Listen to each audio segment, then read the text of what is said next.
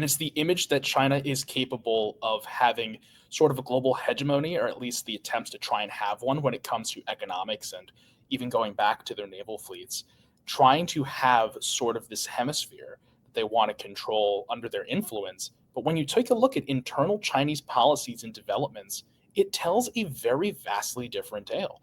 In terms of population decline, according to NPR, you see that China's population fell for the third consecutive year last year, and it dropped by about 1.4 million people.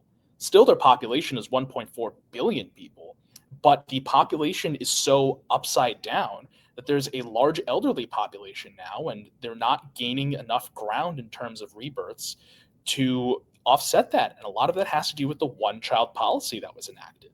And especially with the elderly population, it's going to co opt the government to provide more for Social Security and healthcare funding, which is going to divest from other critical areas and weaken China's ability to compete abroad.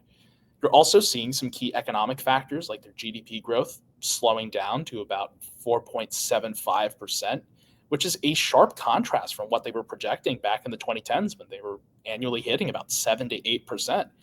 You also see that China's household savings are surging because there's low consumer confidence. People don't want to engage with state-run enterprises. They don't trust them. They see that they don't provide quality services and products. So they figure, let's keep the money under the mattress where we know where it is.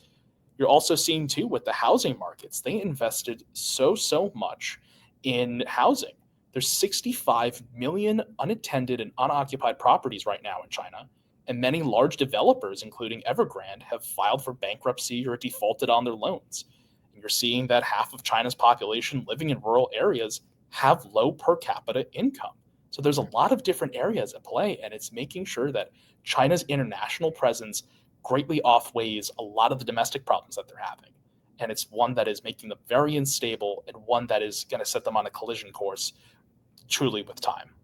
What do you think that, how does that impact strategy right now in the current trade war with China? Well, there's certainly a lot of internal economic turmoil that has to be at first addressed. And China's way of kind of shoving that to the side is saying, well, we're going to do shipping. We're going to invest in our military very heavily. You're seeing that even with their workers right now, according to the China briefing,